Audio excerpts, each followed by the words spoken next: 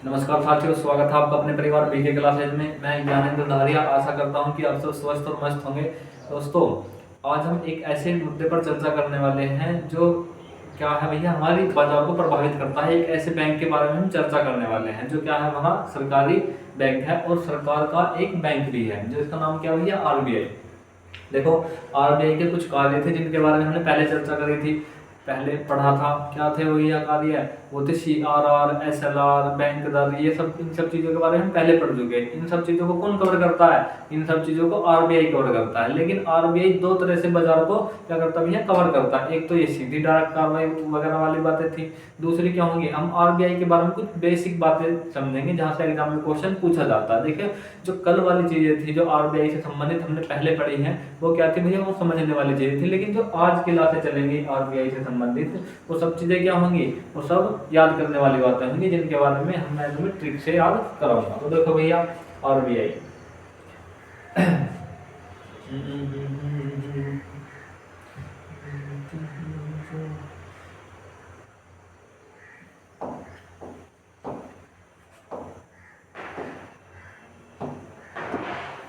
लिख लेंगे भैया, RBI, reserve bank of India.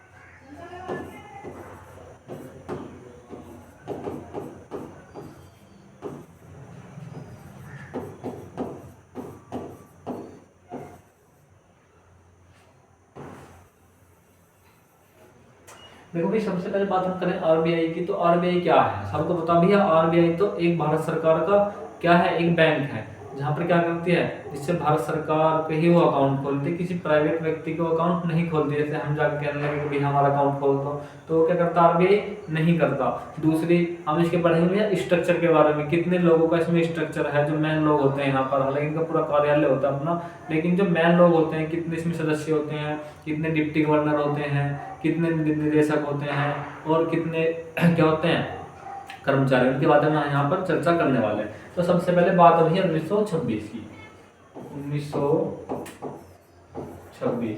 अब 1926 में होती है हिल्टन यंग कमेटी का गठन होता है भैया। 1926 में क्या हुआ, हिल्टन यंग कमेटी, यहाँ पर लिखेंगे Hilton young committee.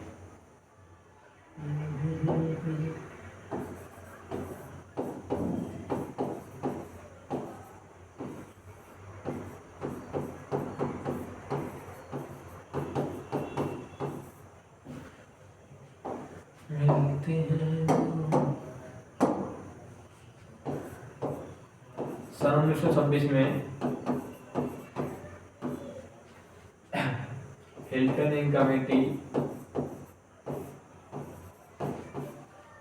Hilton young committee,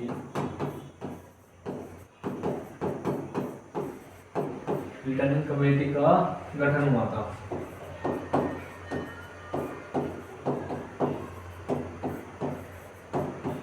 Hilton young committee गठन हुआ था। इसके अध्यक्ष कौन थे?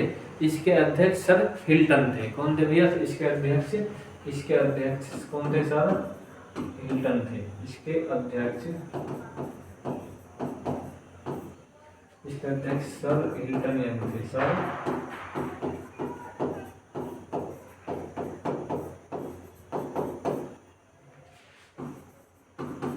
अब देखो भैया, हिल्टन यंग कमेटी गठन हुआ 1926 में। इसके हेड कौन थे? माननीय श्री हिल्टन यंग जी थे। अब उन्होंने क्या करा, इन्होंने अपनी एक एक्ट आया, आरबीआई एक्ट 1934। देखो, इन कमेटी की सिफारिश पर, इस कमेटी की सिफारिश पर 1934 में एक एक्ट आया, आरबीआई एक्ट 1934। लिखेंगे यहीं पर,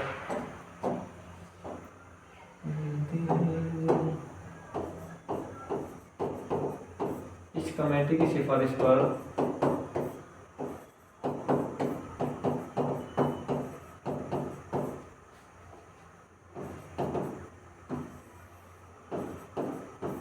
सिफारिश पर 1934 में आरबीआई एक्ट आया था।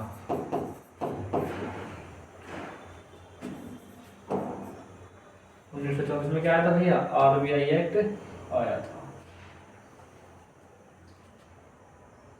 अब इस एक्ट में क्या हुआ, आरबीआई एक्ट आया, इसके तहत क्या हुआ भैया, आरबीआई का गठन हुआ था। इसी एक्ट के तहत किसका हुआ, आरबीआई का गठन हुआ। इसी एक्ट के तहत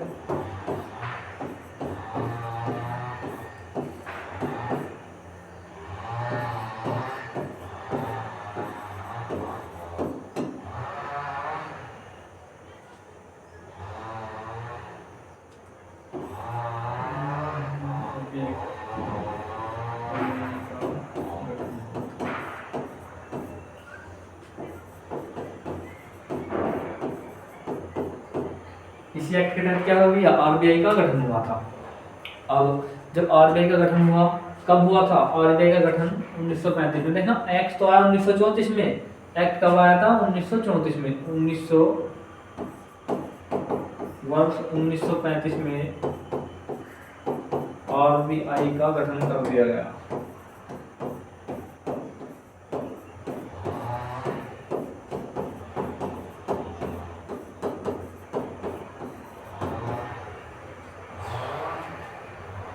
उन्नीस सौ छब्बीस में हिल्टन एक कमेटी का गठन हुआ। उस कमेटी के अध्यक्ष कौन थे, माननीय श्री हिल्टन यानी जी थे। उन्हीं की सिफारिश पर, इसी हिल्टन एक कमेटी की सिफारिश पर 1934 में आरबीआई एक्ट आया था। इस आरबीआई एक्ट के तहत 1935 में आरबीआई का गठन कर दिया गया। जब इसका गठन हुआ तो इसके गठन के समय, आरबीआई की स्थापना के समय, इसकी जो स्थापना थी 5 करोड़ रुपए की पूंजी के साथ में की गई थी। इन बातों को लिख लेंगे भैया।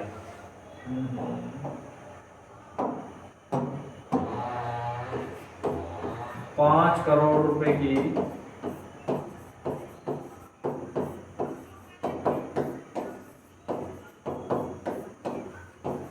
पूंजी से आरबीआई की स्थापना की गई थी।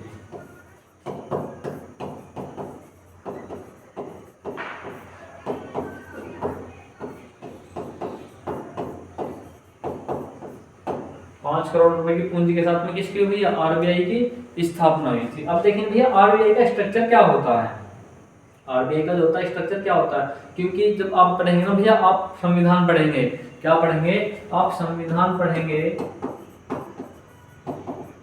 तो संविधान में आर्टिकल 266, 66, 67 और 68, 266, 67, 68 में क्या दिया गया भैया, 3 तरह की निधियां दी गई है। संचित निधि और क्या दी गई है, 3 तरह की निधियां दी गई हैं, जिनमें क्या होता है, जिनमें सरकार क्या लेती है, पैसे निकाल लेती है और उसमें पैसे जमा करती है। वो यहाँ पर क्या होते हैं, इसके ऑफिशियल अकाउंट होते हैं। उसके बारे में कुछ और इंपॉर्टेंट जानकारी लिख लेंगे भैया।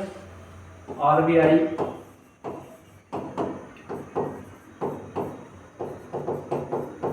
किसी व्यक्ति का अकाउंट नहीं खोलता,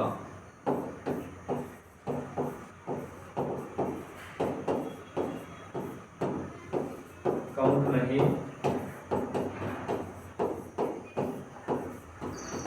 आरबीआई किसी व्यक्ति का अकाउंट नहीं खोलता। कुछ बातें ये थी। दूसरी बात क्या आएगी यहाँ पर, आरबीआई केवल लिखेंगे, आरबीआई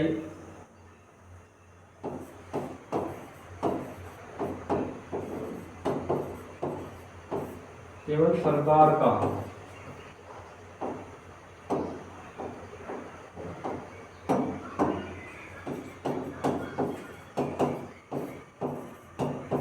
आदमी केवल सरकार का अकाउंट खोलता है।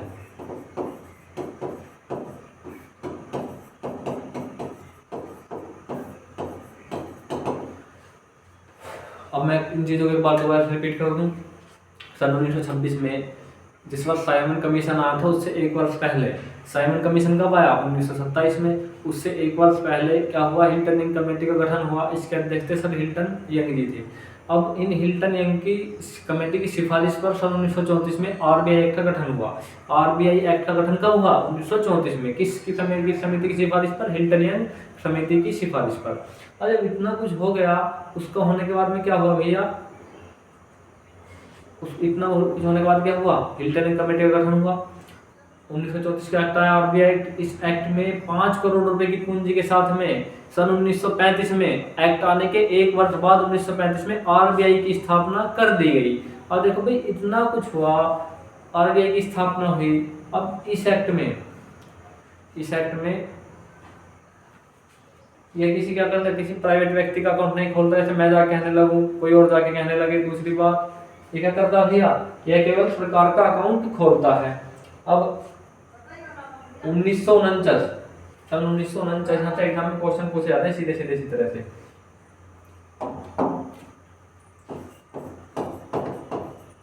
सन 1949 ईस्वी में आरबीआई का राष्ट्रीयकरण कर दिया गया।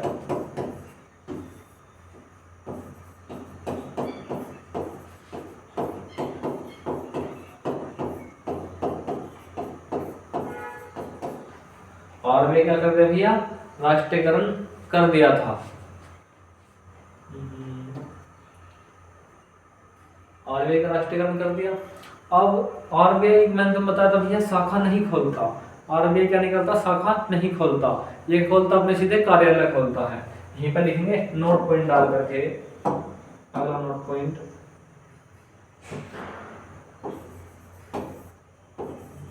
आरबीआई शाखा यानी ब्रांच, शाखा यानी क्या नहीं होता भैया, ब्रांच।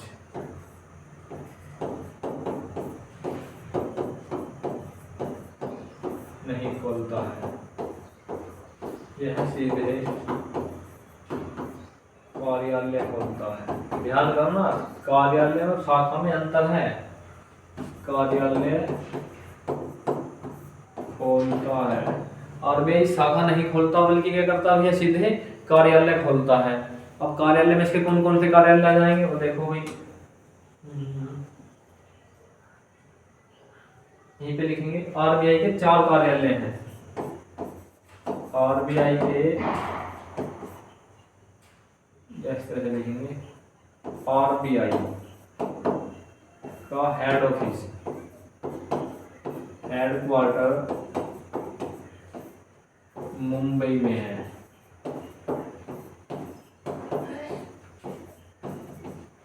आरबीआई का हेडक्वार्टर कहाँ पे भैया, मुंबई में है। आरबीआई के 4 कार्यालय हैं। आरबीआई के कितने कार्यालय हैं भैया, 4 कार्यालय स्थित हैं। लिखेंगे आरबीआई के 4 कार्यालय हैं। तो 4 कार्यालय कौन कौन से भैया, उन्हें लिखेंगे यहीं पर। सबसे पहला जाएगा मुंबई,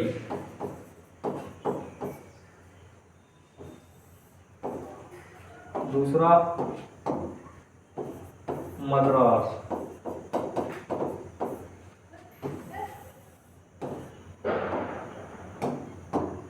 चौथा आ जाएगा दिल्ली,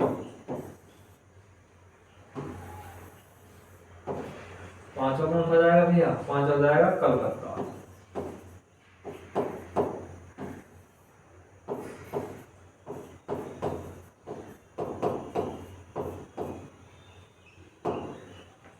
मुंबई ये कौन सा भैया, महाराष्ट्र।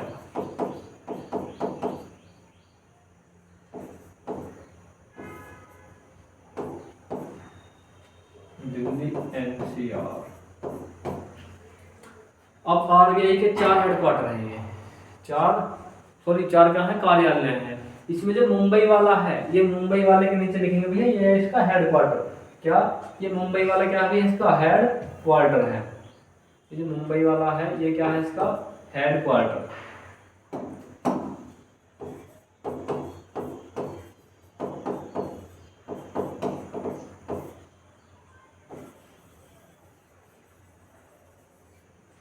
अब देखो यहाँ से एग्जाम में कितने क्वेश्चन बनेंगे।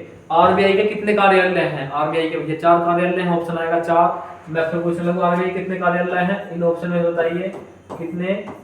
तो आप कहोगे भैया आपने बताया ऑप्शन 4 कार्यालय हैं, कौन कौन से, मुंबई, दिल्ली, कोलकाता और भैया कौन सा, मद्रास। मुंबई, दिल्ली, कोलकाता और मद्रास। आप मुझे बताएं अब दूसरा क्वेश्चन, एग्जाम में इस तरह से क्वेश्चन देकर पूछ लेगा, निम्नलिखित में से यहाँ से क्वेश्चन किस तरह से निकल कर आएगा, हम उसकी चर्चा भी मैं आपसे करूं। क्योंकि देखो जो चीजें मैं आपको बता रहा हूँ कहीं ना कहीं लिखी हुई मिल जाएंगी, लेकिन एग्जाम का टाइप क्या होगा वहां से क्वेश्चन आने का, वो चीजें ढूंढनी थोड़ी इम्पॉसिबल सी होती है। अब यहाँ से क्वेश्चन किस तरह से निकल कर आएगा, देखो क्वेश्चन यहाँ से निकल कर आएगा,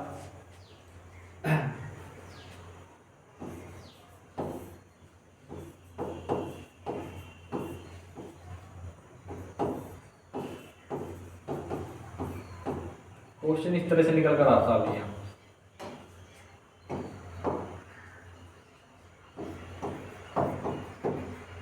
निम्नलिखित में से कौन सा आरबीआई का कार्यालय नहीं है? कार्यालय है। तो देखो ऑप्शन किस तरह से बनेंगे, अब देखना यहीं से एग्जाम में खेल हो जाएगा। ऑप्शन नंबर ए आ जाएगा,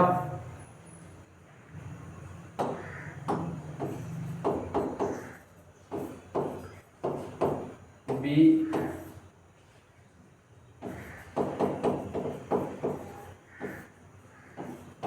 सी आ जाएगा भैया,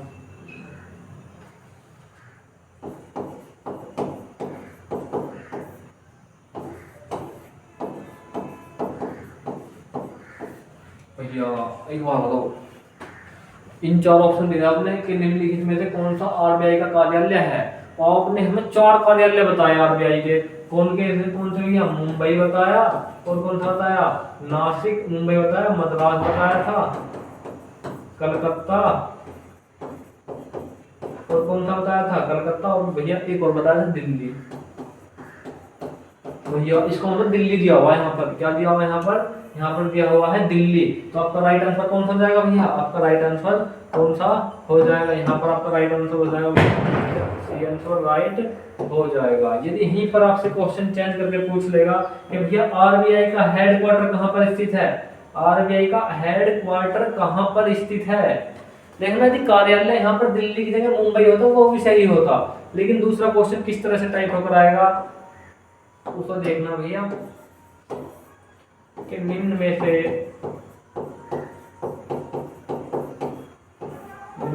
में से कौन सा आरबीआई का हेडक्वार्टर है। निम्नलिखित ऐसे लिखेंगे किस स्थान पर।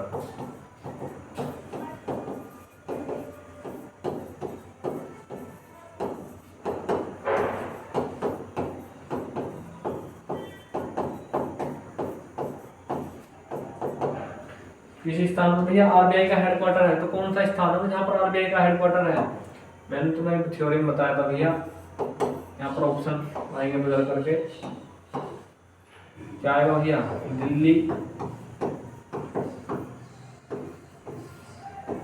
मुंबई,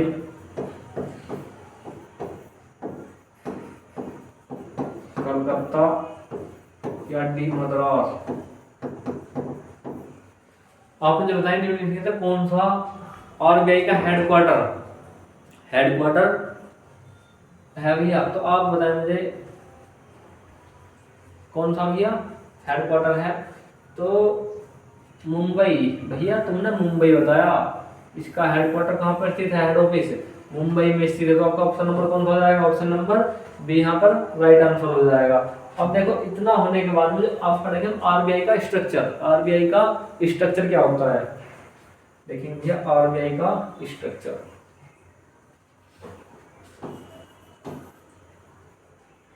इस तरह लिख लेंगे, आरबीआई की संरचना।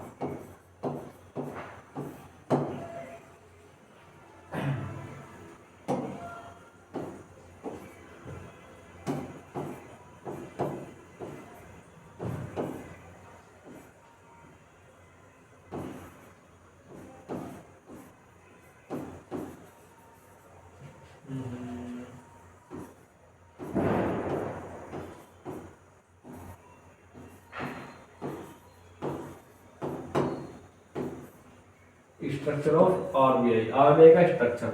अब भैया आरबीआई का जो स्ट्रक्चर है इसमें कुल मिलाकर कितने सदस्य काम करते हैं? आरबीआई में कुल मिलाकर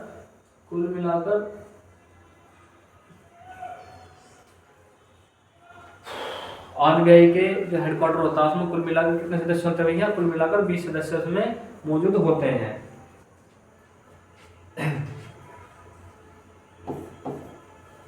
कुल सदस्य इसमें कुल 20 सदस्य होते हैं।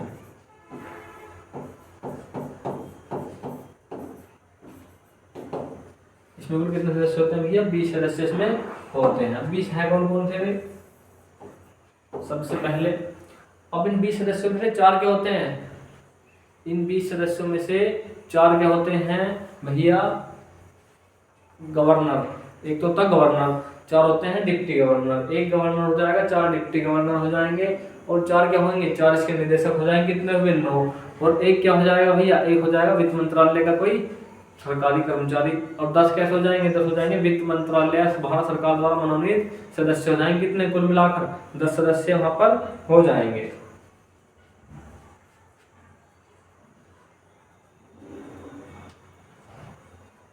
कितने होते हैं भैया? 4।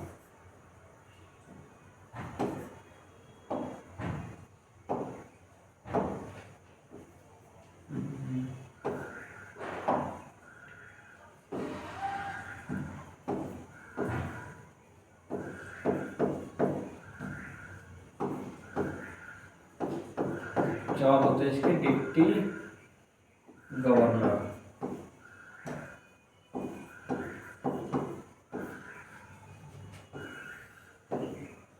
चार डिप्टी गवर्नर होंगे, और भैया एक क्या होंगे?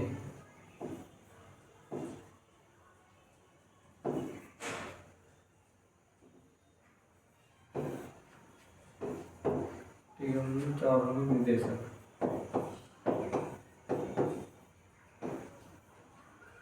में क्या हो जाएगा भैया? एक हो जाएगा भैया गवर्नर।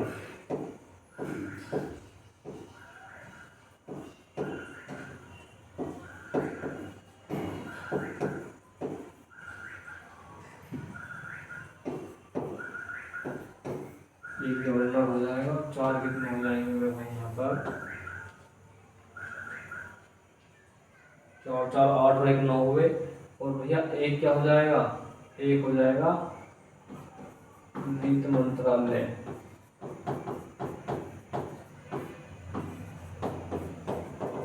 का सदस्य।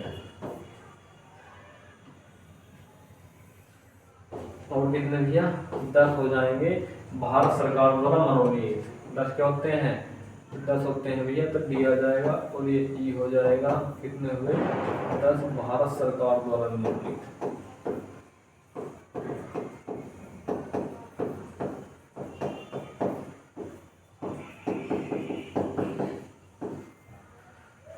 इस तरह से क्या बनता है भैया? आरबीआई का स्ट्रक्चर बनता। देखो मैंने तो बताया था आरबीआई की स्थापना, मतलब स्ट्रक्चर ऑफ आरबीआई। आरबीआई के स्ट्रक्चर में कितने सदस्य होते हैं भैया? आरबीआई के स्ट्रक्चर में 20 सदस्य होते हैं। 20 सदस्यों में 4 क्या होंगे? गवर्नर। जो बातें मैं आपको बोल रहा हूँ मेरे पीछे बोर्ड पे लिखी हुई है। 4 गवर्नर होंगे, 4 क्या होंगे? 4 निदेशक होंगे। कितने हुए टोटल? 8 हुए। 4 गवर्नर, 4 निदेशक, एक गवर्नर। कितने हुए? 9। एक वित्त मंत्रालय का कोई सदस्य। कितने हुए? 10। और 10 होते हैं भारत सरकार द्वारा मनोनीत। कितने हुए? देखो 4 4 8 और एक 9, एक 10 और एक 10 और 10 20। तो कुल मिलाकर कितने सदस्य भी है आरबीआई में? आरबीआई में कुल मिलाकर सदस्य की संख्या होती है 20। तो यहाँ से एग्जाम में क्वेश्चन पूछ लिया जाता है सीधा सीधा कि भैया आप हमें बताएं आरबीआई में कुल मिलाकर कितने सदस्य कितने डिप्टी गवर्नर होते हैं। तो इस तरह से एग्जाम में क्वेश्चन पूछा जाता है।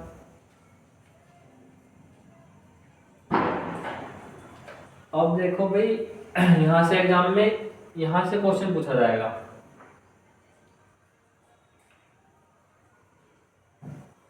अब यहीं से हेडिंग लिखेंगे एक डाल करके नोट पॉइंट।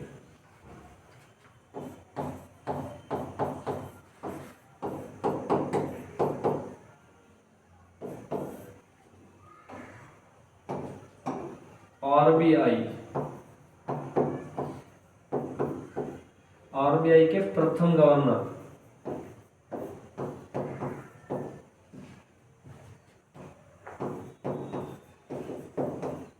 आरबीआई के प्रथम गवर्नर कौन थे? तो भैया आरबीआई के प्रथम गवर्नर थे सर ओसबोर्न स्मिथ। आरबीआई के प्रथम गवर्नर सर ओसबोर्न स्मिथ थे। कौन थे भैया? आरबीआई के प्रथम governor sir Osborne Smith. Sir Osborne Smith महोदय थे। यहाँ से एग्जाम में क्वेश्चन पूछा जाएगा कि आरबीआई के प्रथम गवर्नर कौन थे, तो आरबीआई के प्रथम गवर्नर सर ओसबोर्न स्मिथ महोदय जी थे। अब आता दूसरा क्वेश्चन। दूसरा क्वेश्चन क्या आता भैया,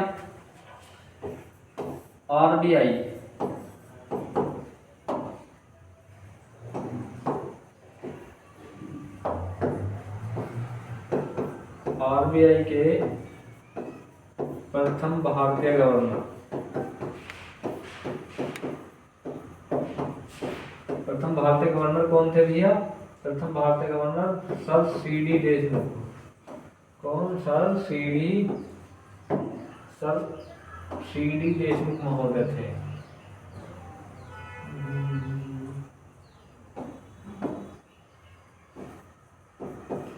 सीडी देशमुख।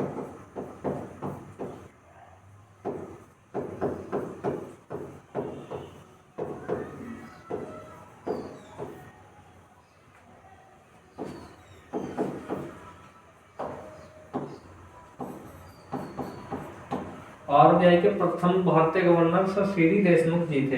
क्वेश्चन पूछा भैया आरबीआई के प्रथम गवर्नर सर ओसबोर्न स्मिथ थे। एग्जाम में क्वेश्चन आएगा इस तरह से, क्वेश्चन पूछे जाते हैं। हम देखो, जब भारत आजाद हुआ, जब भारत में आरबीआई का गठन हुआ 1934 में, 1935 में, तब भारत क्या हुआ था, एक उसमें पाकिस्तान भी था उसी भारत में, और उसी समकालीन भारत में क्या था भैया, बांग्लादेश भी उसी भारत का था। और भारत पर किन लोगों का शासन था, भारत पर शासन था ब्रिटिशर्स लोगों का, जो कौन थे भैया, ब्रिटिशर्स हैं। इन ब्रिटिशर्स ने क्या किया, आरबीआई बैंक की स्थापना करी, और इसके जो गवर्नर थे, देखो अब शासन उन लोगों का, तो वित्त की सबसे बड़ी संस्था कौन सी, आरबीआई ही। उस आरबीआई का गवर्नर किसे नियुक्त करेंगे, वो लोग अपने ही कर्मचारी, अपने ही व्यक्ति को तो नियुक्त करेंगे। तो उन्होंने किसको नियुक्त किया, उन्होंने नियुक्त किया भैया किसको, सर ओसबोर्न स्मिथ को।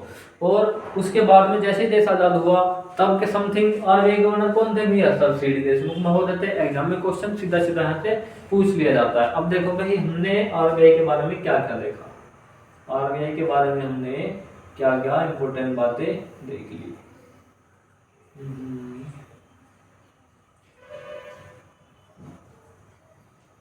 सन 1926 में हिल्टन कमेटी का गठन हुआ था। इसके अंदर हिल्टन कमेटी के हिल्टन महोदय थे, इन्हीं की सिफारिश पर किसकी स्थापना हुई, आरबीआई की स्थापना हुई। आरबीआई की स्थापना होने के बाद में जब इनकी सिफारिश पर आरबीआई की स्थापना हो गई, तो फिर क्या हुआ, आरबीआई बैंक की स्थापना हुई। सन 1934 की कमेटी, 1934 में रिपोर्ट आई, उसके 1935 में कमेटी का गठन हुआ। 1949 में आरबीआई का राष्ट्रीयकरण कर दिया गया। राष्ट्रीयकरण होने के बाद में कई चीजें यहाँ से देखने के लिए बार बार मिलती हैं। अब देखो भाई, यहीं पर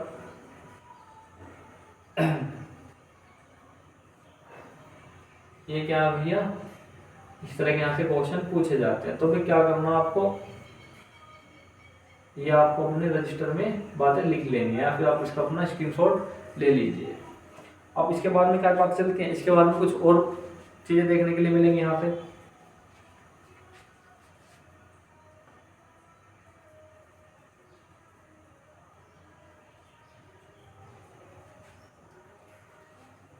अब देखेंगे भैया आरबीआई के इंपॉर्टेंट कार्य है।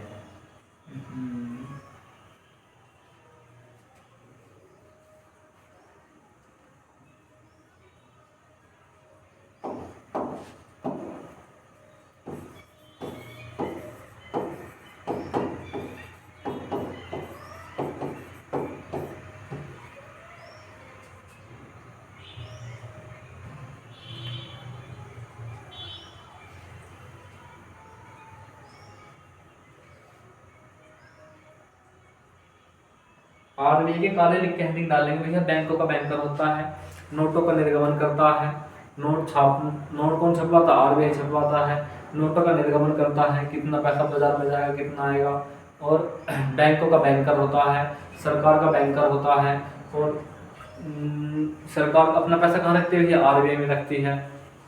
दूसरी चीजें क्या होंगी यहाँ से, दूसरी जो कई बातें होंगी वो क्या होंगी भैया, ये महंगाई, मुद्रास्फीति वगैरह क्या करता है भैया, नियंत्रण करने का कार्य करता है। तो इस तरह से लिखेंगे हेडिंग डाल करके, आरबीआई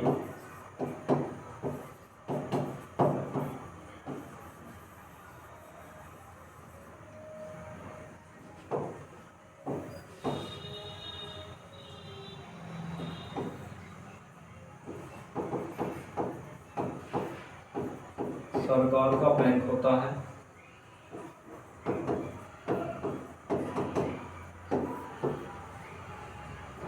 दूसरा क्या जाएगा भैया, बैंकों का बैंक होता है।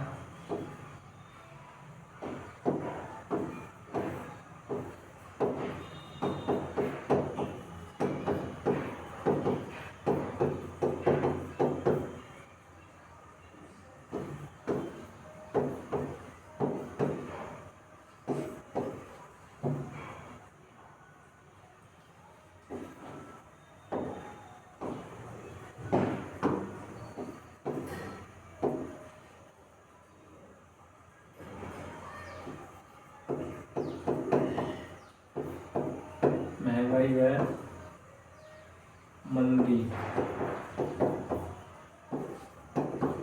को नियंत्रित करता है।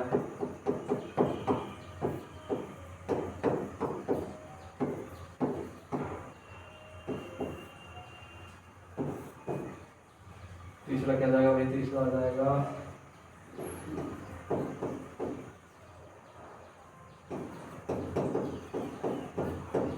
नोटों का निर्गमन करना। निर्गमन से मतलब होता है क्या होता है, निर्गमन करना,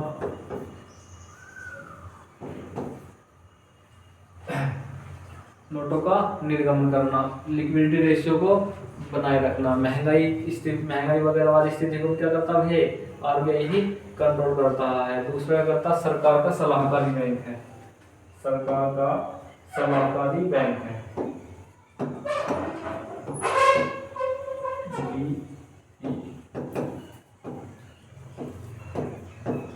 यह सरकार का सलाहकारी बैंक है,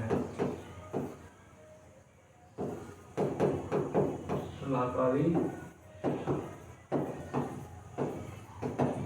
ये क्या है, सरकार का सलाहकारी बैंक है। कौन सा भैया, आरबीआई। अब सरकार क्या करती है, इसकी सलाह को मानने के लिए बाध्यकारी नहीं है। दूसरा क्या होता है, सरकार अपना जितने पैसा होता है सब आरबीआई में अकाउंट खोलती है, जिसमें अपना सरकार पैसा रखती है। अब संविधान में क्या है भैया, आरबीआई के लिए विशेष प्रावधान है। संविधान में भी आरबीआई के लिए विशेष प्रावधान है। सबसे पहले हम वैसे इन चीजों को देख लें एक बार। आरबीआई दूसरे का क्या करता है, आरबीआई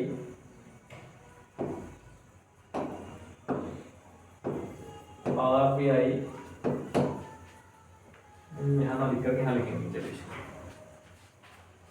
सबसे इंपोर्टेंट कार्य आरबीआई का क्या है, वो है देखो एफ कार्य डाल के लिखेंगे।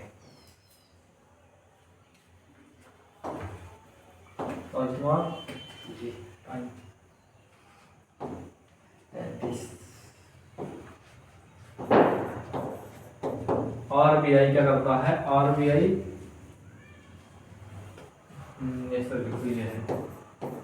यह है सीआरआर, एसएलआर और repo rate, reverse repo rate, reverse repo rate, bank दर आदि के माध्यम से, आदि के द्वारा बाजार को नियंत्रित करता है, बाजार को नियंत्रित करता है।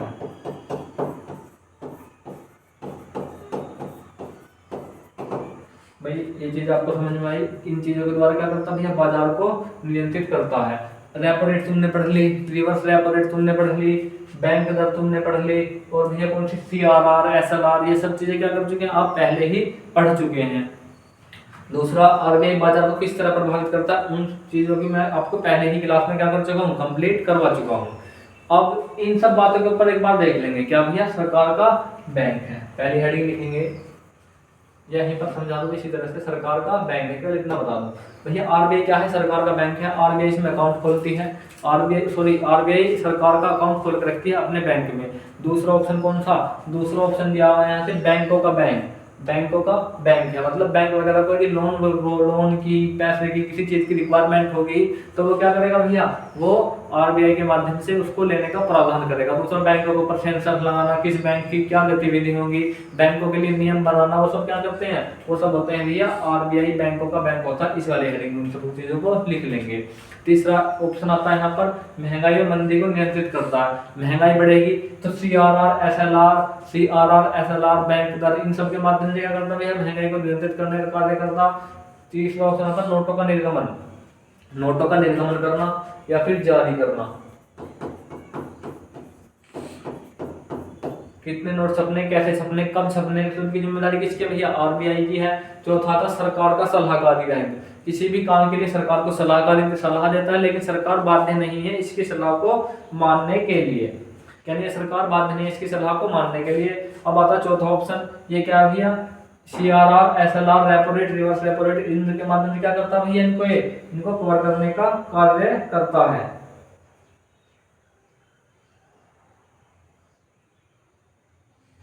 संचित निधि, सार्वजनिक निधि, आकस्मिक निधि। अब देखो भैया और भी है एक हेडिंग सबसे इंपोर्टेंट जो इसमें डालने वाली है, उसमें डालेंगे बैंक को सरकार का बैंकर है, जिसमें समझाने वाली बातें हैं। आरबीआई सरकार का बैंकर है। अब आरबीआई सरकार का बैंकर है, इसमें लिखेंगे संचित निधि, आकस्मिक निधि और सार्वजनिक निधि। संचित निधि,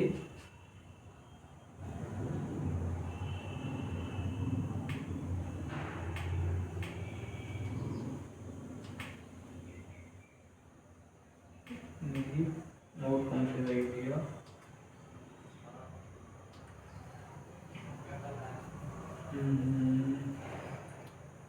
यहीं पर डालेंगे। यहाँ पर 3 निधियां हैं, ऐसे करके यहाँ पर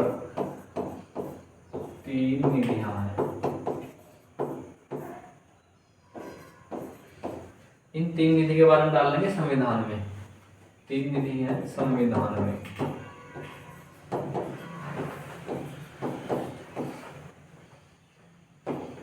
पहले डाल लेंगे भैया इस तरह से हेडिंग डाल करके,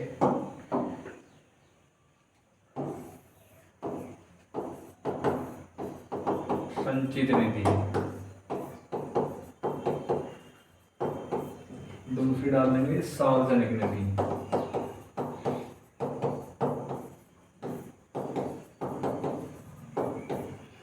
चौथी कौन सी डाल देंगे भैया, आकस्मिक निधि।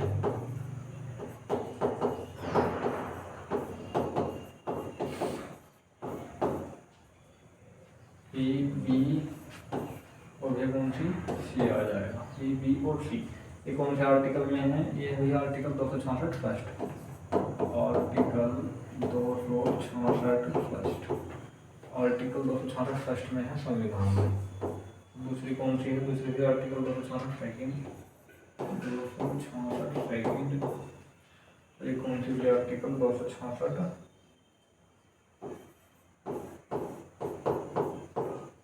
इसी तरह से 67 में भी है। ये आर्टिकल को आप एक बार क्रॉस चेक कर लीजिएगा, क्योंकि समथिंग पूरी तरह से कंफर्म नहीं है 66 है या 67 है। अब यहीं पर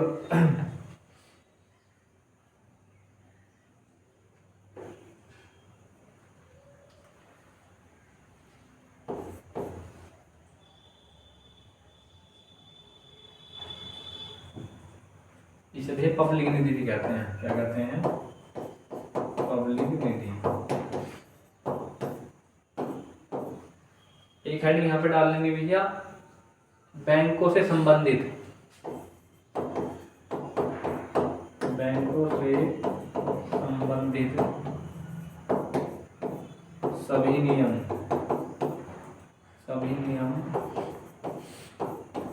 आरबीआई रेगुलेट करता है। दूसरा था, एक हेडिंग तो ये है यहाँ पर, दूसरी लिखेंगे यहाँ पर इस वाले ऑप्शन में भी आकस्मिक निधि। आकस्मिक निधि से पैसा केवल तभी निकाला जा सकता है जब मतलब कुछ आपदा वगैरह आ रही हो और सत्र बंद हो। मैं देखो संविधान में कितने सत्र होते हैं, संविधान में सत्र होते हैं 3 सत्र, पहला विंटर मतलब सर्दियों वाला सेशन जो अब चलने वाला है, विंटर सेशन। दूसरा आता भैया विंटर सेशन आ जाएगा। दूसरा कौन सा जाएगा? पहला तो हो जाएगा विंटर, दूसरा हो जाएगा बजट सत्र, तीसरा कौन सा हो जाएगा? तीसरा हो जाएगा मानसून। अब ये क्या होते हैं, एक कुछ ही दिनों के लिए चलते हैं, जैसे लगभग 152 से 53 दिनों की समथिंग ये सत्र चलता है पूरे साल में। लेकिन बहुत सा टाइम ऐसा होता है जब सत्र बंद पड़ा होता है, सत्र स्थगित होता है। क्या होता है जब सत्र स्थगित हो? सत्र स्थगित है भैया। अब सत्र तो स्थगित है, लेकिन कहीं पे कोई आपदा आ गई। क्या आई? कहीं पे आपदा आ गई, जैसे कहीं पे बाढ़ आ गई या भूकंप आ गया, ज्वालामुखी फट गया या कुछ और आपदा वगैरह उत्पन्न हो गई। सरकार को एकदम पैसे की आवश्यकता पड़ी तुरंत कि भैया हमें पैसे की रिक्वायरमेंट है अभी के अभी। अब इतनी जल्दी सरकार पैसा लेकर कहां से आएगी? क्योंकि हमने तो बजट बनाया था फरवरी वाले महीने में पूरी साल का कि भाई हमें इतना पैसा यहाँ खर्च करना है, इतना पैसा इस वाले सेक्टर पर, इस वाले स्ट्रक्चर पर खर्च करना है। अलग अलग रिक्वायरमेंट में हमने पैसे को बांट लिया अपने पूरे साल के। लेकिन क्या हमने कुछ पैसा ऐसा रखा जो हमारी एकदम से हमें जरूरत पड़ी कहीं पे किसी चीज के लिए? जैसे कोविड आया था, कोविड टाइम के लिए जरूरत पड़ी, तो हम क्या करते हैं, हमारे संविधान में एक आकस्मिक निधि है। हम उस आकस्मिक निधि से यहां से पैसा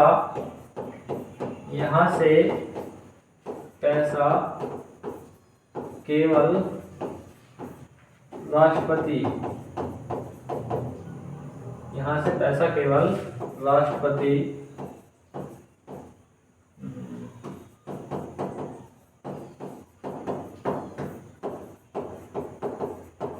महोदय की सिग्नेचर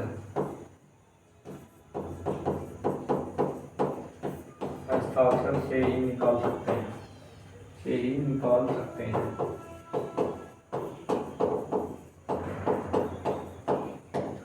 अब क्या हुआ भैया, यहाँ से पैसा किसके माध्यम से निकाल रहे हैं हम?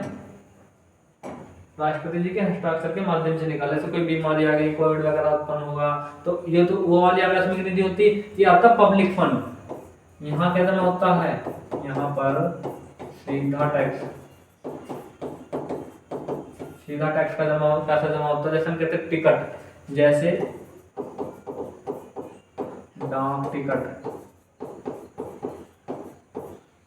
डाक टिकट का पैसा कहाँ से जमा होगा? सीधा सार्वजनिक उसमें जमा होता है।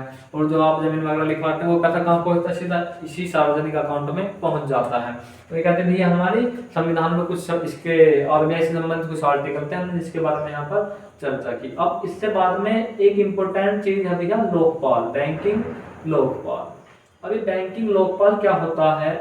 बैंकिंग लोकपाल एक ऐसी चीज है, मतलब आपसे मैं एक बात करूं कि भैया आपने क्या किया, आपका किसी बैंक के साथ कोई विवाद हो गया, किसी बैंक के साथ आपका कुछ विवाद हुआ, जैसे एसबीआई है या दो बैंकों का आपस में विवाद हो गया, तो उनका अब आरबीआई इसे है नहीं कि उनका झगड़ा सॉल्व करवाएगा। पहले ये चीजें करते था आरबीआई, पहले सभी जिम्मेदारी किसके ऊपर थी? आरबीआई के ऊपर थी। जैसे एसबीआई का पीएनबी के साथ कोई विवाद हुआ, पीएनबी का एसबीआई के साथ कोई विवाद हुआ, तो पहले इन सब चीजों को कौन रेगुलेट करता था? इन सब चीजों को रेगुलेट करता था आरबीआई। लेकिन जैसे जैसे क्या हुआ, आरबीआई का काम बढ़ता चला गया, जैसे जैसे आरबीआई का काम बढ़ता चला गया तो उसके ऊपर प्रेशर पड़ा। अब इतना कुछ होने के बाद में गवर्नमेंट को लगा कि हमें कहीं ना कहीं एक और संस्था की जरूरत है। अब वो संस्था क्या है? वो तो भैया बैंकिंग लोकपाल हम लोग लेकर आए। बैंकिंग लोकपाल, सबसे पहले बैंकिंग लोकपाल था कहां पर? सबसे पहले बैंकिंग लोकपाल ब्रिटेन में हुआ करता था। अब ब्रिटेन की तर्ज पर हम बैंकिंग लोकपाल लेकर आए। अब बैंकिंग लोकपाल के क्या कार्य थे? बैंकिंग लोकपाल का सबसे इंपॉर्टेंट कार्य था कि बैंक से संबंधित सभी कानूनी कार्रवाई की जिम्मेदारी किसकी होगी भैया? वो बैंकिंग लोकपाल उसकी सुनवाई करेगा। तो ये कहते हैं भैया हमारी बैंकिंग लोकपाल के बारे में कुछ जानकारी थी। तो दोस्तों आज हमने क्या पढ़ा? आरबीआई के बारे में हमने देखा, इसके कौन कौन से कार्य हैं। आरबीआई की स्थापना देखी, और क्या भैया आरबीआई की स्थापना, आरबीआई के कितने कार्यालय हैं, कितने इसमें वर्कर काम करते हैं, इसके अध्यक्ष कौन थे, और इसके जो थे कौन गवर्नर, प्रथम भारतीय गवर्नर कौन थे, प्रथम गवर्नर कौन थे। देखो प्रथम गवर्नर होने में, प्रथम भारतीय गवर्नर होने में अंतर है। प्रथम गवर्नर कौन थे इसके? तो प्रथम गवर्नर थे सर ओसबोर्न स्मिथ थे। मैंने तुम्हें शायद यहीं पे लिखवाया कहीं पर, सर ओसबोर्न स्मिथ महोदय क्या थे? ये इसके प्रथम गवर्नर थे। दूसरे जो थे सर सी डी देशमुख, वो इसके पहले भारतीय गवर्नर थे। इसमें टोटल कुल मिलाकर 4 कार्यालय हैं। इसका हेडक्वार्टर कहाँ पर है? मुंबई है। कुल मिलाकर 4 कार्यालय हैं। इन 4 कार्यालय में इसका हेडक्वार्टर कहाँ पर है? मुंबई में है। और इसके कुल मिलाकर 20 सदस्य इसमें होते हैं। 20 सदस्यों को किस तरह से बांटेंगे? देखो जो चीजें मैं तुम्हें यहाँ पर बोल रहा हूँ वो पीछे यहाँ पर लिखी हुई होंगी शायद।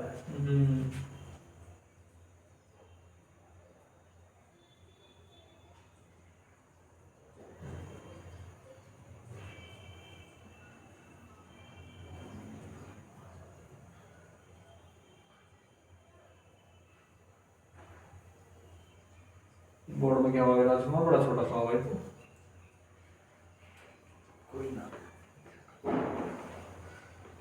तो कितने सदस्य थे इसमें? कुल मिलाकर 20 सदस्य थे। 4 तो थे इसके डिप्टी गवर्नर और 4 थे इसके निदेशक। कितने हुए? 4 4 8 हुए। एक क्या हुए? एक इसके हुए गवर्नर। कितने हुए? 9 हुए। 9 होने के बाद में एक वित्त मंत्रालय का सदस्य। कितने हुए? 10। और 10 सदस्य इनसे अलग कहाँ थे? वो थे भैया सरकार नियुक्त कर रही थी आरबीआई के साथ में सहयोग के लिए। कौन से भैया? कुल मिलाकर कितने सदस्य हुए? 20 सदस्य हुए। अब सभी मिलकर क्या करते हैं भैया? आरबीआई के कार्यों में सहायता करते हैं। तो भैया आरबीआई के हमने कार्य पढ़े और भी इसकी बेसिक जानकारी देखी। तो दोस्तों आज हमने आरबीआई नामक चैप्टर को कंप्लीट कर लिया। वीडियो आपको यदि अच्छी लगी तो इसे लाइक करें, कमेंट करें और शेयर करें। जय हिंद दोस्तों।